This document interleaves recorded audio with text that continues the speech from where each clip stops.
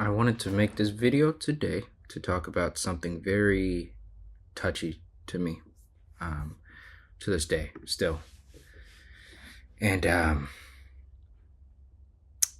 was thinking about just my life, my quality of life. How for a long time it wasn't that great, and for a while I didn't even know it.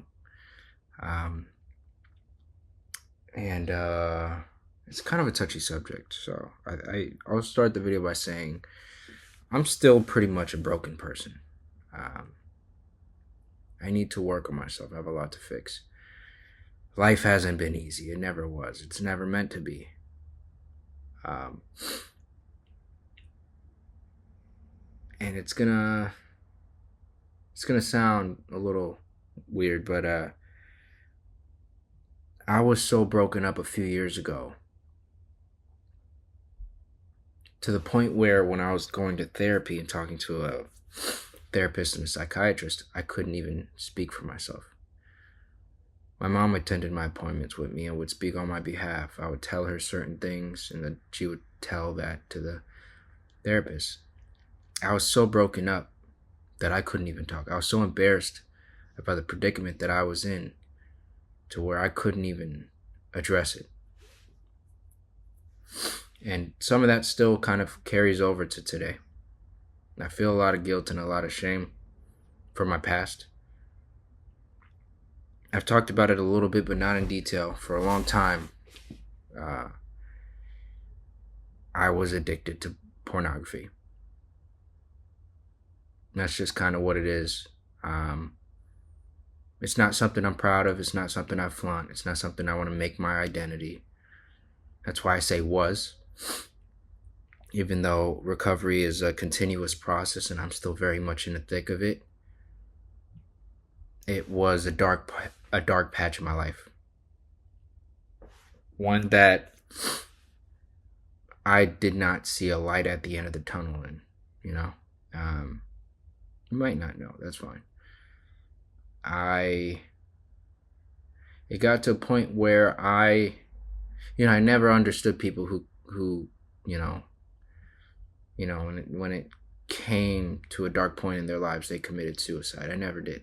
I never, my mind just could never go there. And then 2022 hit, and I was forced to address all of these issues I was kind of always procrastinating on. And this kind of addiction is weird. Pornography addiction is weird. You procrastinate on recovering by relapsing. I mean, there's no other way to put it. You just put it off and you say it's not that big a deal, and then it really is that big a deal, and it becomes even more big a deal. And it's like the thing you need to do in order to really make progress, which is to abstain from it, is so hard and so excruciating when you're addicted to it, to where it's easier to just not abstain. It's so easy. It comes with so much less pain and suffering. But you got to think of it in terms of like, do I want to achieve long-term recovery and pleasure, happiness over short-term pleasure and long-term unhappiness and dissatisfaction with life and guilt and shame? It's still a battle, man, and it's not as cut and dry. In these moments where I get these urges to relapse,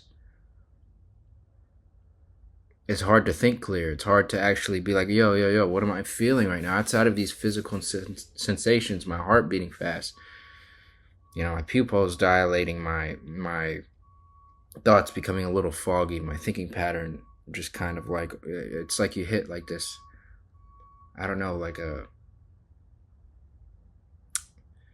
fight or flight kind of thing is the closest I could compare it to.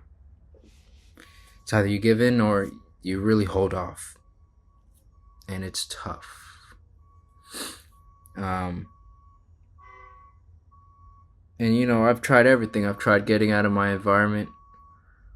I've tried trying my best to, usual times where I would get these urges, just be somewhere doing something. But it could be when you're going to sleep. You'll get a thought, and that thought will just kind of ruminate there subconsciously, and it'll become an urge.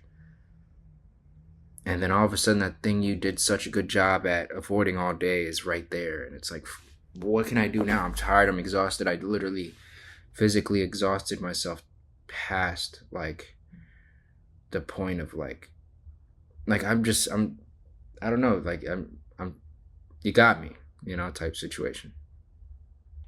It's tough. But there's a period in time where I abstained from it for 7 months completely. And it kind of happened randomly.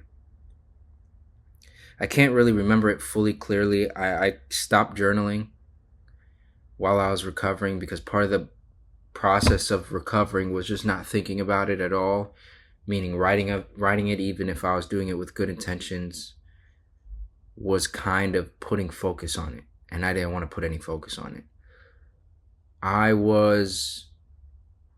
People don't believe you when you say this, but abstaining from it for 24 hours in the beginning is very hard, damn near impossible. But when you're able to do it, what you're supposed to do is extend your goals, I do 24 hours and I'm going to do 48. I do 48 now I'm going to do 72. I do that, whatever. It just keeps extending, right? And whenever you mess up, you kind of just reset. It's a little tough, but you just reset. And I got to a point where I abstained for 14 days. Then I relapsed. And then I did it again. I went up to 14 days again. And on that 15th day, something really weird happened, which I can't really explain. It felt really supernatural. This was 2024. It was April 1st, which I'm sure you could Google this, but it was the first day of Ramadan and I'm Muslim. And I was hit with immense anxiety attacks and panic attacks that really kind of paralyzed me. It got to the point where they were nonstop and lasted several days, several weeks. I went to the hospital after the first day, because I thought I was having a heart attack. That's how bad it was. I couldn't eat. I couldn't sleep well. And then it just got to a point where sleep kind of became my coping mechanism for this anxiety and depression I was feeling. I couldn't stand living life being awake and having this problem. I don't know what it was. Whatever it was, little did I know, was keeping me away from this addiction. It wasn't a good feeling at all. I wanted to die. I didn't want to be here. I mean that. I didn't see any point in life. I wasn't happy. I was scared. I was forced to confront all of my traumas that I had been burying deeply down in my subconscious. And it was kind of actually no, not 2024. I'm sorry if you heard me say it was the first day of Ramadan in 2024. 2022. April 2022. I apologize. But yeah, regardless. It scared me. I lost about 60 pounds. I was like around 170. I was like 120 something. I'm 5'11". I'm always a big guy. And I was this stick figure version of myself. Literally. I remember them drawing my blood because they thought something was like wrong with me. They thought I had some sort of like blood issue. Some sort of disease. They were testing me constantly. It got to the point where I got a packet and it showed like the foods they wanted me to eat, and it was just fast food. Anything to put on weight because it got that bad for me. And also body dysmorphia has always kind of been something I've struggled with. I've never really openly talked about it. But even to this day where I kind of feel like I'm in a kind of a better shape in terms of muscle that I've ever been in my life, part of me still feels like I'm a fat guy. It's just what it is. It'll never go away. I could have a six-pack. I'll always feel like a fat guy. I've had a 4-pack in like high school. This was like senior year because I was taking a weight training class, and I took it for 2 years. Junior and senior year. The coach was insane, but it got results. But I still thought I was fat, Anyway, All that to say, this is still something I'm dealing with. Like, even years later, because I decided stupidly when I was recovering and I did well for 7 months, maybe I could go back. Maybe it isn't an addictive thing. And that's dangerous because it is an addictive thing. It is dangerous. It will pull you back in.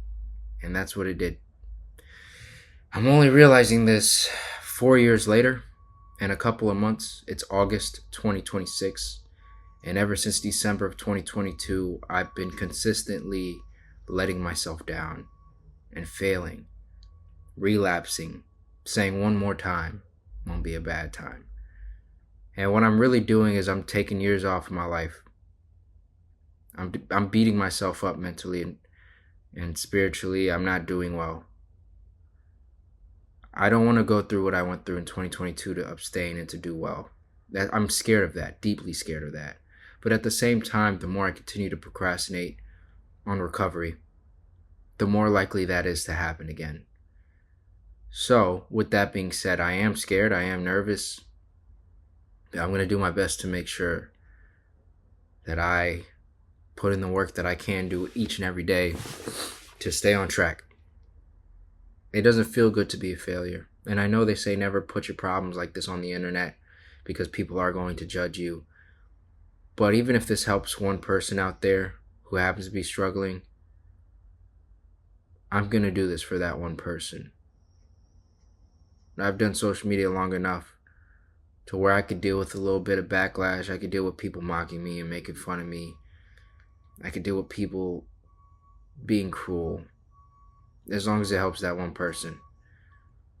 So yeah, this is my, I guess, testimony or whatever.